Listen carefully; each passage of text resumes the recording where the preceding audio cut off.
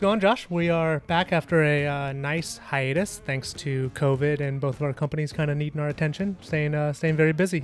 Yeah, I mean, we booked a spa visit. We got centered. We feel good, and I think what we're kind of bringing back, as everyone's noticing now, video. Yeah, Don't hate me if I don't look at the camera all the time. I'm so used to podcasting. It's a new element, but new co-hosts. Yeah, we'll introduce him in a minute, and between him and some new guests lined up, some sponsors, and a lot of good conversations. A lot more episodes.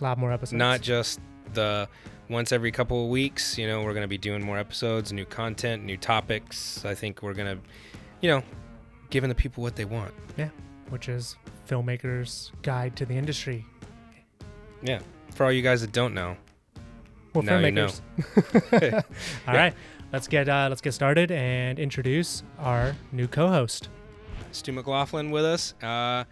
So, we thought it'd be nice to add a third wheel to this whole shindig. We like Stu, but not enough to actually have him with us. So he's just remotely in a dark room, on a phone, go somewhere else, Stu. Lying to his family, actually. Yeah. Good family man. Yeah, appreciate it, guys. Thanks for having me and that warm welcome. Yes, I am actually in a dark corner of the room. My daughter is at home today, so I'm hiding from her. But no, I appreciate you guys bringing me on. New season of FGI, and you obviously liked the episode that I was on. I think it was one of your longer and less viewed episodes, but thanks for bringing me back again. You gave us that watch time though, so we'll take it. The average watch time went up. Yeah, I think. Will this guy say anything interesting? I'll give you the shot. I'll give you the benefit of the doubt. It was definitely our best episode.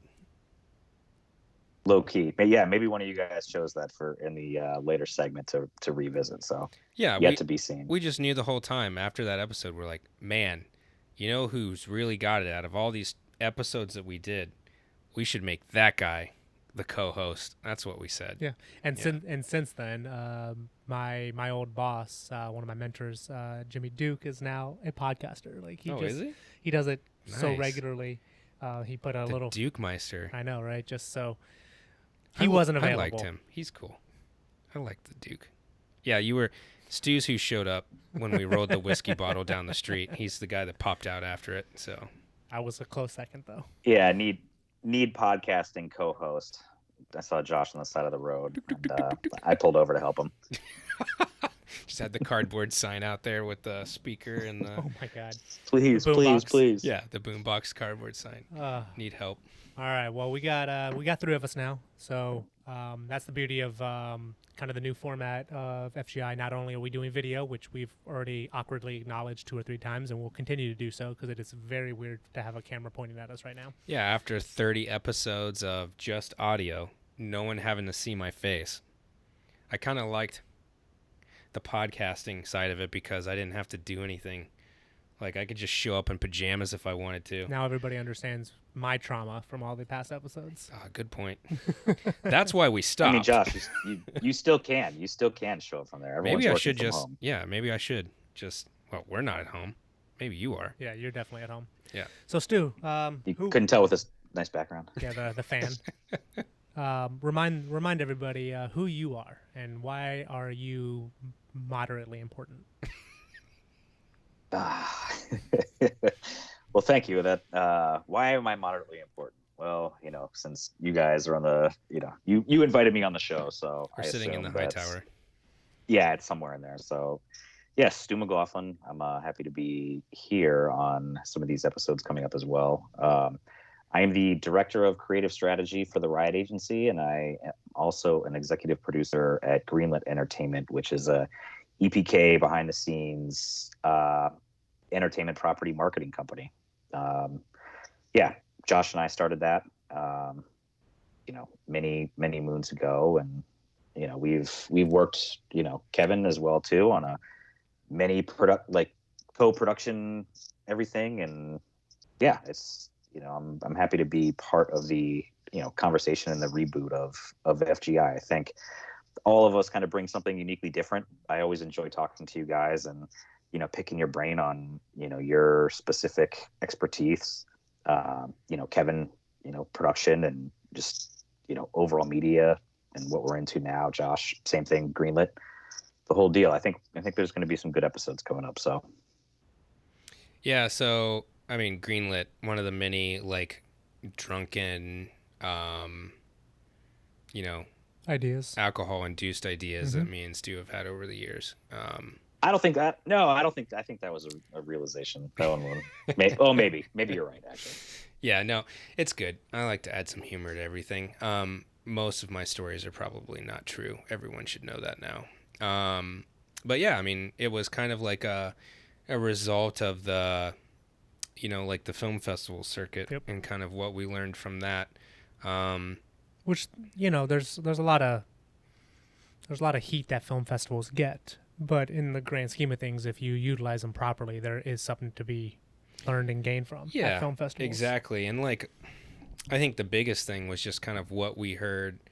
It was actually, we were at Sunscreen together. Yep. I ran into you at Sunscreen, and it was that producer panel we were at with Marty Poole and a couple other people. Yeah, I was there with Eric Stallnaker. We were debuting one of our short films that we were just, you know, not really expecting to win anything. And I don't think, so many years ago, I don't recall it ever winning anything, but it was nice to be accepted in. And then we took advantage of the fact that as soon as you're in, you get discounts on all the tickets, and you get like an upgrade, and if you buy like the silver level, you get like a platinum for free. You get because you were your film was admitted in. So yeah, I remember going to, man, I must have went to like 8 panels over 3 days. Went to the keynote, went to the dinner.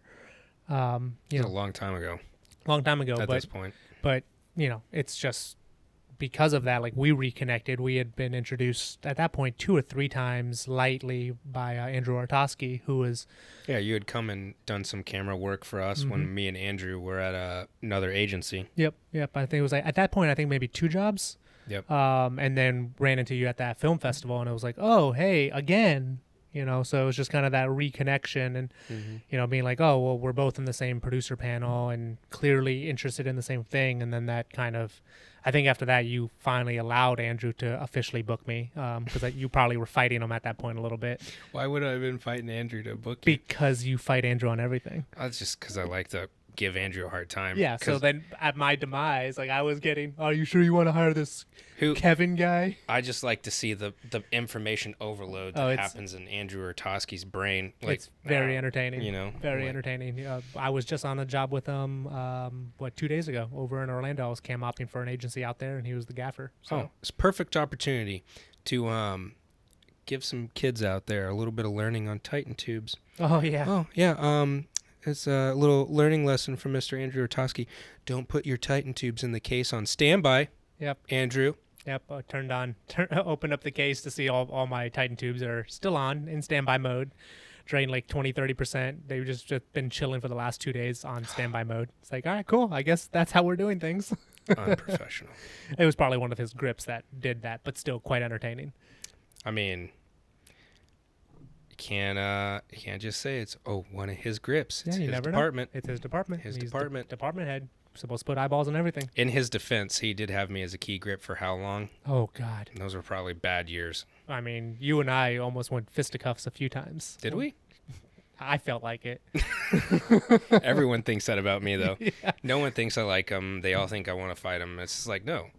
It's just my personality. Yeah. You're just fine. Warm and I don't know. What do you think? Warm and fuzzy. How am I, Stu? How's my personality? Is it... Yeah, I'm gonna go with Kevin on that one. Warm and fuzzy is definitely not a term. Warm and fuzzy. You're with actually a probably more Bill Belichick than Tom Brady. Described more as like a so commonly described across so many different people the same way. So you got to be doing something right there. I have a rap. Yeah, definitely warm and fuzzy. Hopefully this podcast dispels all of that. Well, speaking of podcasts, we might as well continue on this train wreck. What's the next topic that we need to be talking about, Stu? Keep us in line here. Well, I think, we talked a little bit about Stu. I think what I'd like to know is like, what's been happening with you? We took such a long hiatus, like what has everyone been doing since we took that hiatus? I mean, because not only did we take a hiatus, but like we also all three worked together on stuff during that hiatus period as well. So I think it's good. Like, let's just give like a brief 5-minute catch up, and then we can probably get into the next part after that. So like, what's Mr. Kev and Two Stories been doing since last time we were all on this? Since the last time, we are a team of 5 now. I think when we took our little hiatus, we were only a team of 3. So we went from 3 to 5. So we're definitely growing over here. I mean, just productions left and right. Seriously. I mean, we're working with about 6 different agencies now, doing various productions, production support. Various times we get hired to be, everything from the director, DP, G&E, camera department. We fill all the roles, and we are the legit production company on the jobs. And then, and in other situations, we'll just be hired to fill in as production support on, just G&E, for example. Or like I said, just a few days ago, I was working with Andrew over in Orlando with an agency out there, and I was the cam op. And so that one was kind of a low-level situation for TSM in the sense that it was just me as the cam op, but I brought various camera support that they sub-rented from us, and also our 1.5 ton that we now have. So I think that's also something that's elevated. We had just a kind of like a baseline 1 ton at the time. Now we're at a very beefy 1.5, and it goes out quite often and Nice. works for us. And outside of that, I mean, for myself, I mean, I'm freelance cam opping and gaffing probably 4 or 5 days a month. And then for Two Stories, I mean, our client list has grown. We're doing work for University of South Florida, Tampa International Airport, Trademark Interiors. Still have Sailing Cerebral, the sailing channel. What on season YouTube. is that in? Season 3. By the time this video airs, I remember when it was just in concept phase. Uh-huh. That's went fast. Yeah, crazy, right? Season 3. They end in the Galapagos. So sailing 47-foot catamaran. Captain brings on 3 new crew members every 3 months, and he's circumnavigating the globe. So who do you have? I mean, that's a good quick convo, or then it might even be another episode. Talks about the logistics. Oh, that's definitely should be a whole nother episode. Whole nother episode. Which I definitely like to talk about how you guys run that show and what honestly, the logistics behind it is. I can get Gerard, the captain, on. Yeah, that'd be dope. That'd be pretty cool because he's obviously been a part of it so long, not only being the captain on the boat, but also seeing production personnel come and go, helping with logistics. He has a whole server farm on his boat to hold all the footage. I think he has like 20 terabytes on his boat. Wow. And he has to keep everything safe there, like literally while they're in, wherever they are, quite frankly, because they are recording with their phones and GoPros at minimum every other day. That's the minimum requirement, is every other day they have to record something. So do you always have a we'll not go too much more in depth so we can do an episode, but do you always have a camera guy on the boat? No, we do not. No. So we will have a cam op on the boat anywhere between 2 and 4 times during that 3-month span. So nice. Season 4 was 2 times, and they were there for about 9 days each. And then season 5, which just finished recording, we had 3 6-day windows. So it depends on where they're going to go, because we actually have to fly to them. Season 3 is finishing right now. It's going to be 14 episodes with something crazy like 25 additional clips on their YouTube channel, and they're doing great. I mean, they're killing it right now. Season 4 goes into post-production mid-December, with that probably airing first week or 2 of February. Season 4 will start. Nice. Exclusively on YouTube? Yep. And right now, for now, they're... Put the link here, Kevin. Yeah. Oh. check it out. But yeah, that's I know now that we have the video incorporated, you can add the link now. I know, it's nice, right? It's a whole new element, man. I feel like I'm in the 21st century. So yeah, 2 stories. You know, we're doing great. Like I said, like local. You know, that's our international one, which has just been ridiculously fun to be on. I mean, I've been on the boat on 4 different occasions myself. Pretty much everyone from our team has been on at least once. It's a lot of fun. But yeah, outside of that, I mean, USF, Tampa International, we just did 2 campaigns with them. And the comedic campaign will air Q1, Q2 of next year. So really excited for that one to hit. And then the photo portion of that campaign was actually shot here at our studio. So they hired a different photographer. They have a preferred photographer to handle that, but it was still shot here at our studio. So Nice. lot of cool concepts there.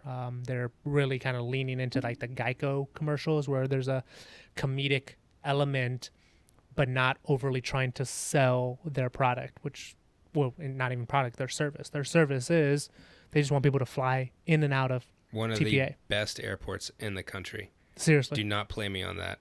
Been to a lot of airports. Stu, you can probably say the same thing. Like TPA. Very underrated. Oh my God. Very I don't underrated. even know. Is it underrated anymore? No, I mean, it's just like they're winning all sorts been a of while since I've been down. travel awards left and right. maybe now. a diamond. Yeah. Maybe like maybe like a diamond in the Roth. Like such a great airport. It really is. And all the additions and changes they did to it, like like that's always my biggest fear. You have a great airport, they make changes, and then it usually is like not better.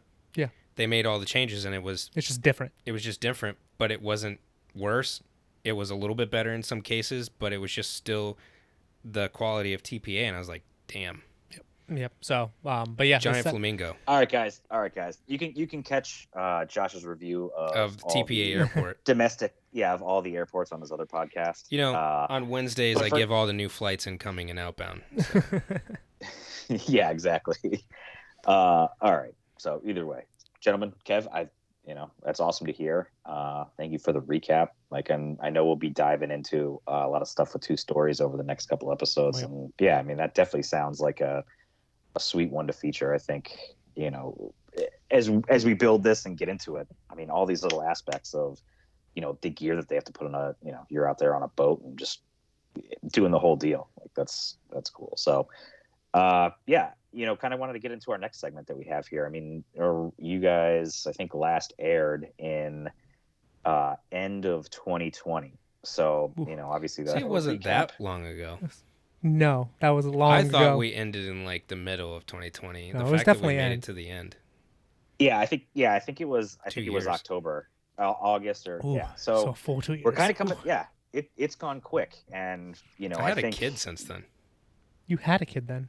Did I? Yeah, you had a kid then. Oh yeah, I did have a kid then. It's felt very long. Yes, the lives of our children. So, but speaking of that, and kind of it's good to hear everyone's growing. It's good to hear everyone's good and busy. And the last time that you guys were on, you kind of painted a picture, and a lot of the guests during COVID, a lot of the talks was like how everything was changing, right then, between policies, between just logistics, what people could do, limits, everything like that. Like, kind of going back and staying busy and working throughout, and then here today, what's kind of, what's your feel on, production? Has it, changed really in any way significantly? Has it, different policies? Has it made it better? Is it worse? Kind of just give us a little rundown of what how you see the industry today for the listeners. I'll speak from the film side.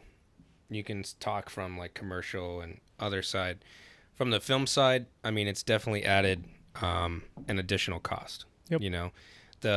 As of right now, some of the guidelines and stuff are still in place, but it's added the additional cost of having the COVID compliance officer and all the additional PPE that you need. I know it's still loosening, as we go. It's loosening significantly. Yes. But it's still present. But there's still some additional cost present. It's nowhere near what it was at the time.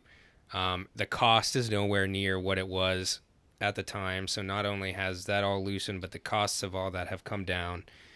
SAG is still SAG. You got to be compliant with those regulations. Are they still A little It's tough? not. It's nowhere near. It's totally different scenario. Okay, You good. know, like it's way relaxed, totally different than what it was.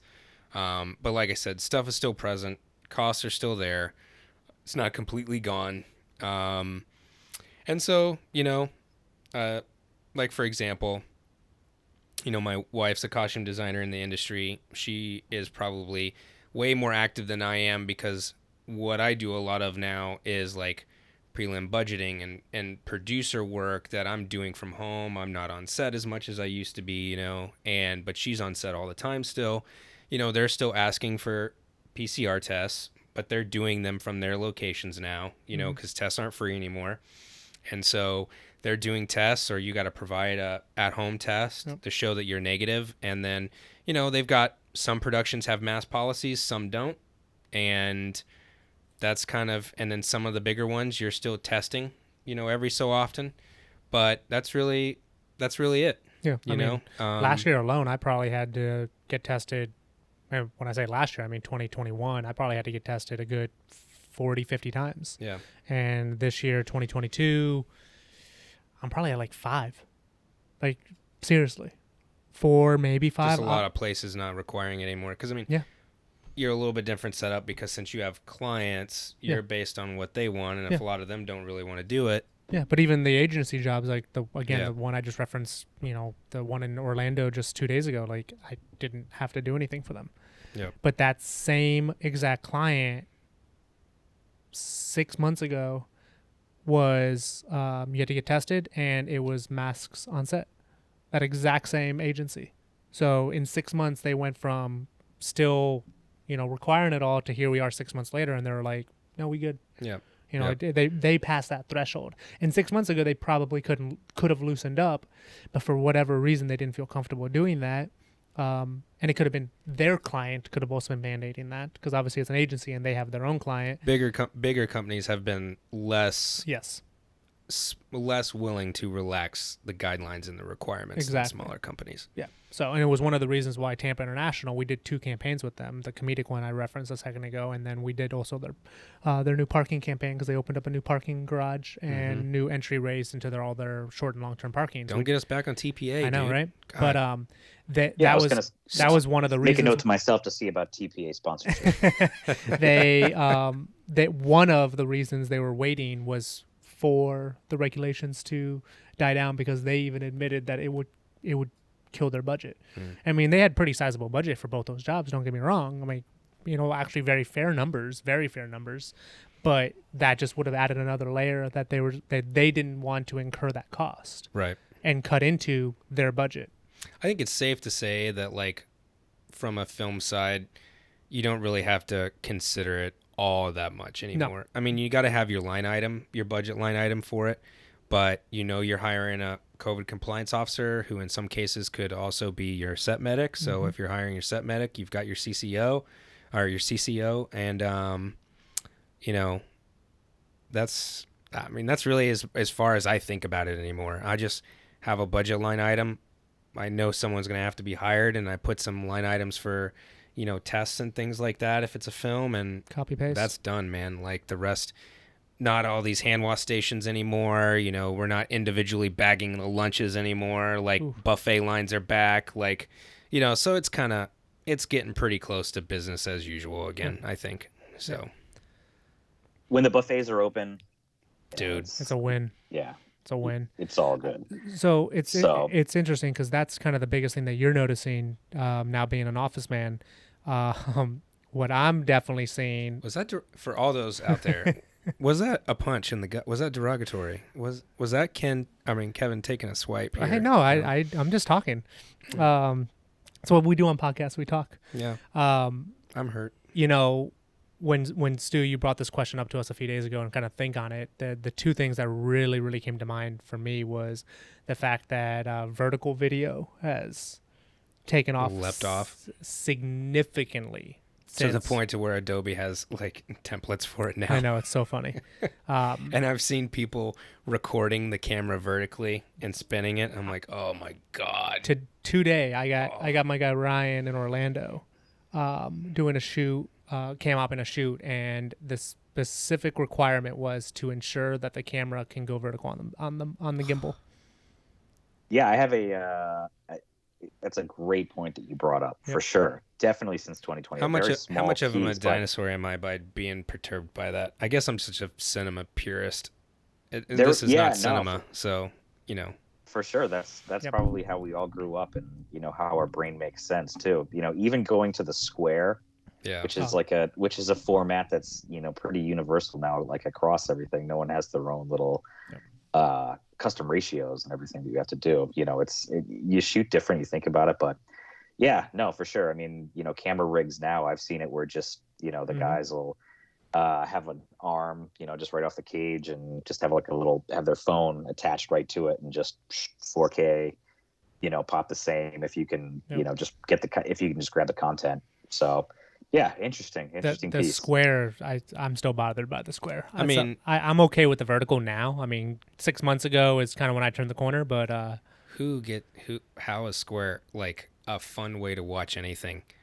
You know, there's no vertical, there's no horizontal, like, you know, like it's definitely the most responsive across the universe. I mean, I'm not too surprised, because like when we did social media for a movie called Taste of Love that starred Marty Cove and Jesse Cove. It was all shot here in St. Pete, Dunedin area. And on that, you know, we did a lot of vertical because we're doing social media. And so we did a lot. I would say we did a lot of, you know, stories and, you know, vertical content as opposed to even just normal posts. Mm-hmm. What would you say our post ratio was, Stu? Stories to just normal posts. It was probably like what, 70-30? Like 70% of our posts were stories, and everything. Yeah. So, I mean, you talk about like, you know, social media platforms, and maybe that's like a conversation, you know, we could kind of talk off, but you know, in a different segment. But you know, 2020 and where it is now, I mean, it's gone from the Instagram to, if you don't have a TikTok, you're a dinosaur like myself, and it has, really, really kind of changed. Again, it proves continually the media and content need for all these platforms, and the continual, you know, amount that people are creating. I mean, it's baffling to me. So still, even looking, you know, years back on it, and how it keeps changing and changing.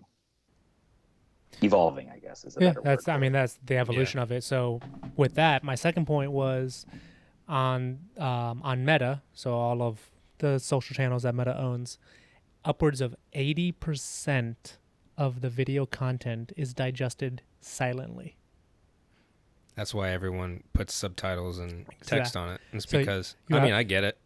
Closed captioning, graphic reinforcement, text reinforcement, or ensuring that the story can be told silently with just the visuals. Yeah.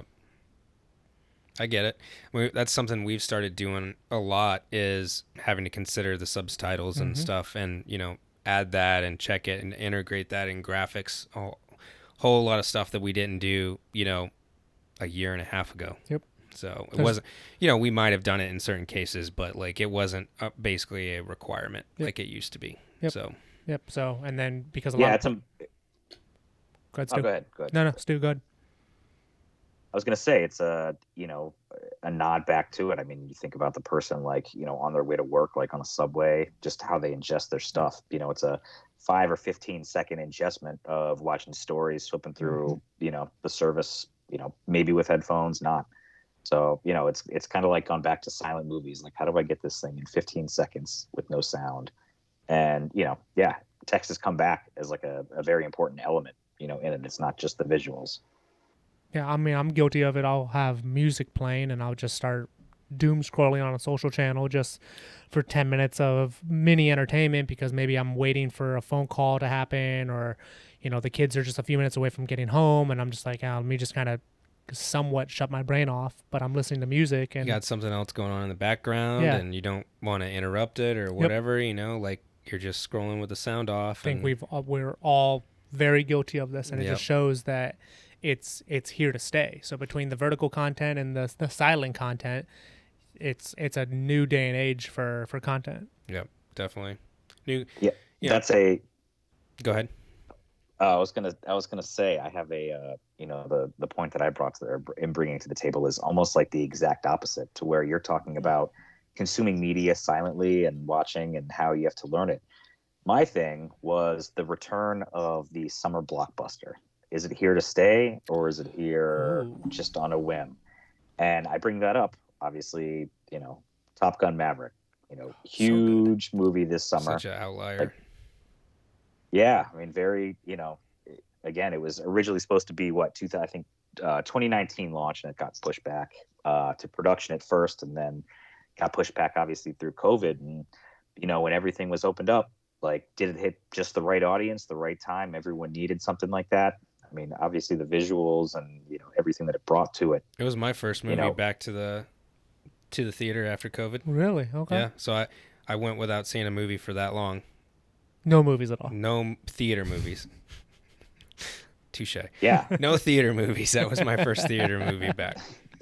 So, I guess, my thought to you guys is, did it, like, one, what'd you think of it? Because obviously, it's probably the number one movie of this year so far, but big numbers in theaters domestically and worldwide. So kind of want to get your take on, is outlier, like you said, for the summer blockbusters, or is there still a formula that you see to where it still hits and can still bring big box office numbers like that? Again, like we've had other numbers, I think the latest Jurassic Park was, up there, not up there, but it did pretty well in it. So, kind of want to get your thoughts on summer blockbusters. What brings people, still to the seats, and what do you see kind of for the future on that? Am I mistaken that John Wick 4 is coming out next summer, 2023 summer? I think it's May. Is it? I mean, are we considering that? Yeah, summer? it's considered. Yeah, March, so April. May definitely. through July is considered summer. Yeah, so I mean, they have pushed that for a multitude of reasons, but look where they pushed it to. Summer. Yeah, I mean, like, okay, so summer blockbuster is not gone, obviously, or any blockbuster. Let's just say that blockbuster movies are not gone because Wakanda Forever is going to do gangbusters. Mm-hmm. So if you have a blockbuster, you're going to make the money. When I say outlier at Top Gun, I say outlier because I don't think, even though blockbusters are still going to make money, I don't think any of them are going to do Top Gun numbers. Like, Top Gun was running number one at the festival, like number one at the festival. God. Number one at the cinema, like weeks later. Yep. Weeks later. It was still beating out movies that were like new releases. Mm-hmm. So I think there was to the point that I vividly remember thinking, did it just come out? Right. Like my brain hurt for a second. I'm going, didn't this come out a month ago? Yeah. No. Oh, it came out this week, right? No, it's been out a month. A lot of factors. Yep. Really great movie. A lot of pent up, like, built back nostalgia for that movie. Because of all the delays and everything else, I think a lot of people really wanted to see it. And then I think the marketing up to the movie release was phenomenal because they leaned into the real world filming of the movie, and they got that message out there so well that I think there was just a lot of interest, and people really wanted to see it. And I hate, like, you can say what you want to about Tom Cruise, like, no one makes a movie like Tom Cruise. No, he's figured it out. No one makes a movie like Tom Cruise. And so I think there was all those factors, that led to the phenomena that was Top Gun. And as crazy as it may seem, I know a lot of my friends out there would bust me for this, but, like, that thing should win some Oscars. And not just editing and sound, which is like what all the blockbuster movies, VFX, not those. Where you really need to see it in a theater. Yeah. And I mean, we did IMAX, Dolby Atmos, and it was amazing, And then I watched it on the plane one day really? And on a flight. And I was like, no better place to watch. I was Top gonna Gun say, did you plane, feel like right? you were, like, spiritually connected with Added to it for sure.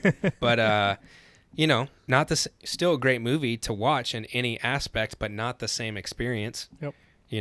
And so I definitely think, it should be And I think the performances and all that, like, it was just such a well done movie. I agree. And, you know, the director, Krasinski, I don't remember how to say his name, but the director did Oblivion.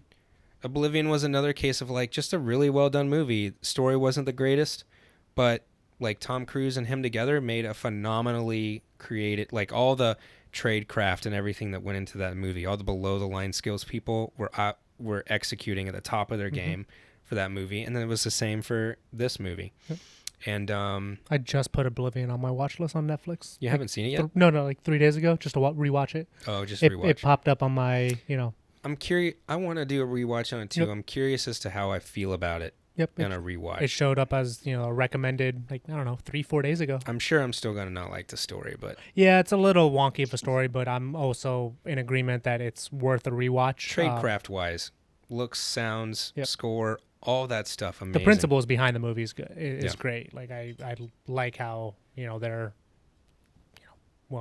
hopefully this isn't really that much of a spoiler, but, like, if it's spoiled, if you're getting Oblivion spoiled for you in 2022, yeah, whatever. but yeah, I mean, I like the principles behind Oblivion with the clone components and the different grids that they can't go past, so they can centralize what they want in that grid. Like, I like the concepts behind it, and that's why I put it on my watch list. And I was like, oh, I'll probably watch it this weekend. Yeah, Pre-football, during nap sort of thing. Put something on and do a task around the house. Nothing like a Tom Cruise movie to get you pumped up. There you go, right? Just yeah. make you run through some walls. Yeah, I think I saw it in theaters maybe week 3, 4, 5 after release, and then I thought they did a crazy job. They balanced the the nostalgia, like you said, with everything it needed to be for a good theater experience. So yeah, I'm curious to see who is the early bookings for the next couple of years in the Memorial Day kickoff of summer. Yeah, Memorial Day weekend. Always something coming out. Yep. Yeah, I remember as a kid, I mean, that's one of the things that kind of got me into the industry, the summer blockbusters that you see 3 or 4 times as a kid. So maybe that's it. Maybe that's the goal. Make sure that people can make sure the little kids can sneak in there and see it a couple times. Yeah, I don't think blockbusters are gone. Obviously, horror is like running things right now. Yep. I mean, it's doing every movie that is released is doing gangbusters at the theater. Yep.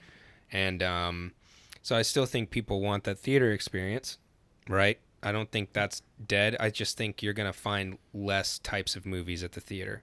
It's going to be very specific types of movies that run at the theater.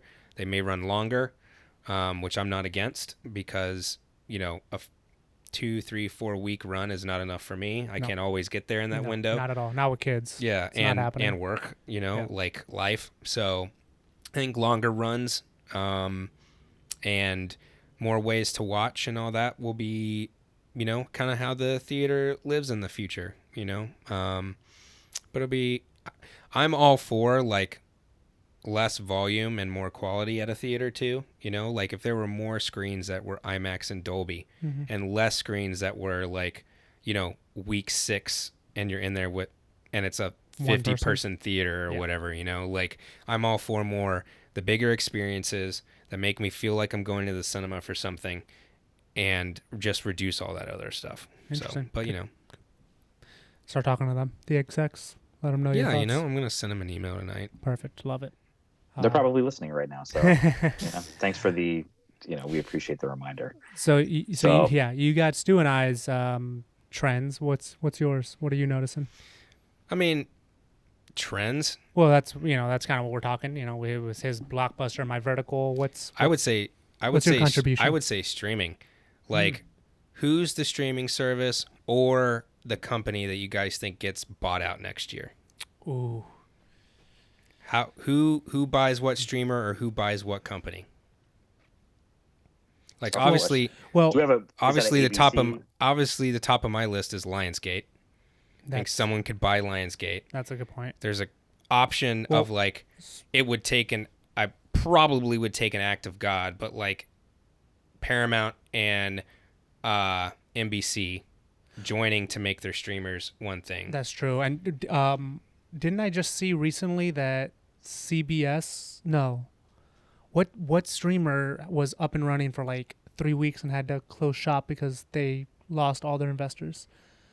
Oh my God.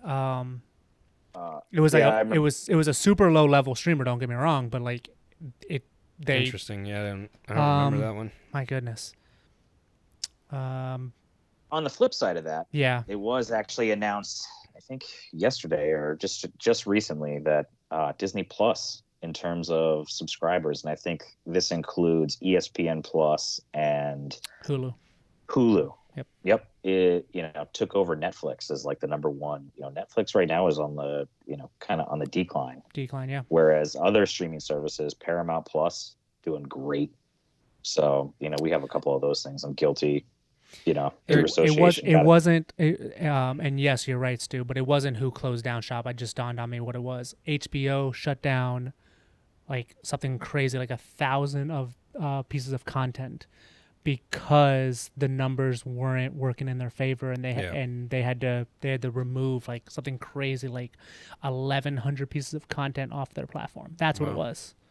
I mean, yeah, I got the sad news that Westworld was not renewed, canceled beyond. I don't know if you guys got it, but never watched it past season 1. Never watched it. Yeah, they should have stayed out west. I told my wife that this morning. We were talking about just shows coming up, and yeah, HBO. I mean, Paramount Plus. I'll tell you, is definitely, obviously, their list of entertainment properties is. I mean, they're growing, but like the problem is that they're all seeing is that Wall Street has totally flipped the script on them all. Mm-hmm. Like a few months ago, Wall Street valued subscriber growth. Yes. Now they don't. Now Wall Street is saying, and you can tell this in the current earnings release and everything else, and how Netflix is changing the game on what they're valuing and everything, that Wall Street is saying, we care about profit. We care about revenue again, which is probably what they should have cared about in the beginning instead of growth. And so now you're seeing everyone switch the game because, yes, Disney added 10 million plus subscribers, but their ARPU, their friggin' value per subscriber, the revenue per subscriber is very low. I mean, they're charging $8 per person. It's going to go up to 11, but that's because they have to.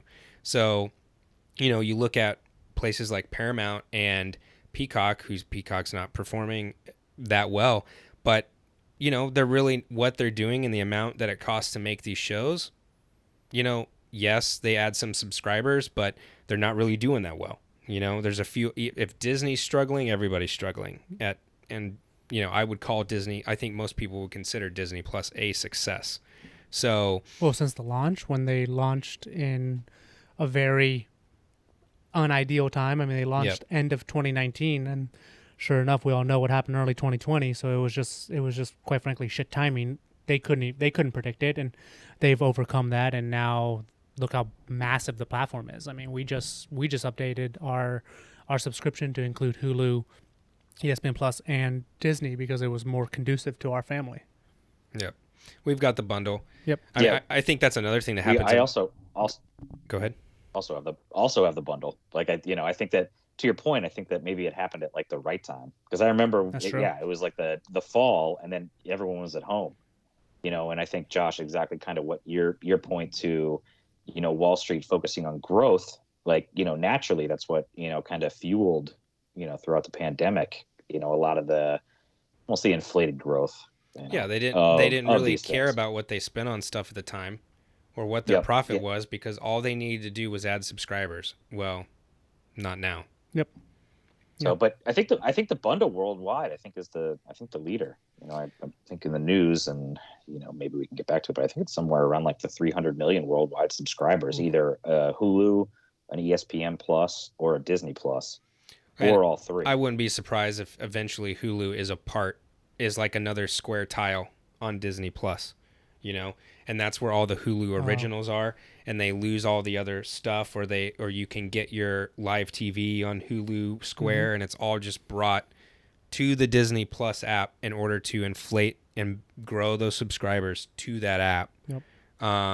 It's an add-on, so you can eventually there'll be an ESPN Square. Yep. And like consolidating all that for the sake of Disney Plus is going to be probably how they have to go in the future. ESPN and Hulu both, they do both live TV. There's like, they do, some soccer and, sports obviously and everything like that, but you can catch a lot of soccer, a lot of European worldwide, football games on Hulu. And I do that, sometimes like, weekend mornings, grab a cup of coffee and watch some of that, or, some of the stuff, on ESPN Plus. And I wonder how that'll affect. I wonder if they can't bring it in, due to the fact that, it's just Disney straight up, and it has to be segmented. So yeah, I mean, it seems like most people talk to Hulu in the way of the only holdback is really just the amount that Comcast owns, and once that's fleshed out, there's really nothing stopping them from that point. So that price keeps going up. It's honestly like a nostalgic YouTube, because everyone watches YouTube and everything like that. It has ads running and everything like that. I'll tell you, when I watch Hulu, and I think we're on one of the pack. I don't even know if they offer a full ads free Hulu, but it's almost like a YouTube. You get like a lower tier, and I think it runs just a couple ads throughout. And I think people are so used to seeing those things that I don't think the format really matters. I think Hulu, is kind of what it is. It's like you get the rights and everything like that, and you probably share ad revenue, and that's kind of how the distribution deal's made up. But everyone's adding an ad tier now. Yep. Netflix is going to add it. Disney Plus is going to add it. Is Netflix though? Because they are. They've been saying it left and right for years. They joined. Microsoft is now a partner. Oh. They're going to clearly use Microsoft as the ad platform, and then they're going to start charging for the additional accounts as well. So and that's probably something that we can kind of touch upon. I think later on in the season, we're going to kind of focus on our business segments between two stories and kind of what they do, and then Greenlit and what they're seeing too. And one of the things that is on my list to pick your brain about is like the all the new ad platforms that people can get into. I think promoting entertainment content, and from what we had talked about on my episode when I was on there, vastly different, just expansive and kind of what you can do. I mean, all these services are starting to roll out, their own ad platforms and kind of how you interact. So, from what we had talked about before, where there was only a couple, and, you kind of had to partner with a media buy agency to get in there, they're opening it up to everyone. Yeah. You can submit your own ads. It's going to open it up, democratize it a little bit, open it up to smaller, mid-level companies that may want to do ads but haven't wanted to traditionally pay the bigger broadcasting costs. Yep. It's going to open it up to a lot of them, and agencies will be able to directly submit now and stuff like that, and not have to wade through the third party. So yeah, and I think it comes at a good time. Yeah, definitely. And I think it's like it comes at a good point too, where all these streaming services are still thirsty for good content. I think that's one thing that hasn't changed since the beginning, and even more so, the demand is rampant for good new content that can be efficiently made and done well and get in there, but like being able to almost self-release your own stuff and be able to advertise in these platforms if you're able to kind of come to a strike and a deal and everything like that. I think that's something that I see a trend in, and we have with Greenlit and kind of talked about those. But the consumer is unforgiving to low-level content. Like if the story doesn't make sense, if the visuals aren't there, I think they used to be. I think they used to be okay with it, but I think more okay with it, because especially when you talk about like how podcasts start and how like TikTok starts, I would say a lot of the initial days of TikTok was low level quality. It was someone recording on their own iPhone, like kind of down and dirty, but TikTok now has is doing their own studios. They have, it's a look. It's a thing now. So I think everything kind of starts at a phase of quality doesn't matter and eventually comes to quality matters. I think Stu can even say, like in the advertising space, quality used to be less important because you could dump a lot of money into SEO and online ads and be seen and get traffic. But and it didn't matter if your content was that heavy, but now it's coming back to, with all the third party data going away and them blocking a lot of that off and you having to own it a lot more, it comes back to like, you need good content again. You need to actually grab people's attention with the content, because you can't just necessarily go out and pay for it anymore. That's fair. Content's king. You know what I mean? Like, or, cash is king always. It's either cash or content. It sways like it. And I think like we're in an era right now of, content is king. And it kind of goes back to what Kevin said earlier in the podcast about, how we consume media. And it's, a combination of like that, silent view of the media. Cause, you think about what a production takes and, how fast you swipe on that, like, if someone, they plan out 3 days and, the bill's hefty to get a production together and they're shooting shampoo on a table and, production designers are paid and you pay the payroll company and the production company and the whole deal. And all it comes down to is 15 seconds of swipe left, in like a story on a platform. And, you kind of never see it again. And so good content, will always prosper. So, I think that's, we can dive into that, I'm sure, at later episodes as well too. So all right, yeah, I mean, Stu, totally agree with your comments there. So I think before we bore everyone to death, I think that we could probably call that a wrap on our first episode back. Glad everyone could like come watch us knock the dust off. Yeah, and honestly, I mean, we have a lot of cool guests lined up. Yeah, we've started working on that already. Yeah, and that was part of getting back. I think we'll bring back some old guests, let you see what's going on in their world now, and we got some really great ones lined up, new ones, and so Two Stories has a distributing partner that will be real interesting to talk to him and see what kind of gear is being utilized out in the field and what maybe he can, I don't know, but maybe he can tease a few things that are upcoming. Yeah. And I think, one thing we'd really like everyone out there to do as well is lay some comments on us and like tell us who would you like us to get on the show? Who would you like to hear from?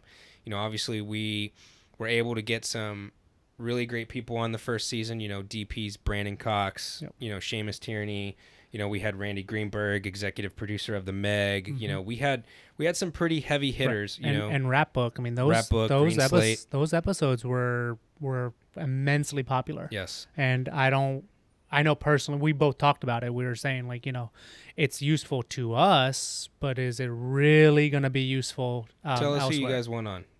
Entertainment lawyers, CPAs. We're eyeing a lot of that stuff as well. We really want to give you guys a total picture of the industry. So, but let us know who you're interested in, who you like to follow, who's out there. We'll definitely go after them. And, last but not least, sign up for our newsletter on the website. I appreciate you guys having me on. It was a good talk, good recap. A lot happened in the past 2 years, and, I think where we're all at and what we have in store on the podcast, I think it's going to be good. So, look forward to the next one. That's a wrap on this episode of FGI. It was edited by Ken Davis. FGI is a production of 2 Stories Media and Greenlit Entertainment. Subscribe and listen on Spotify, Apple, or wherever your favorite podcasts are.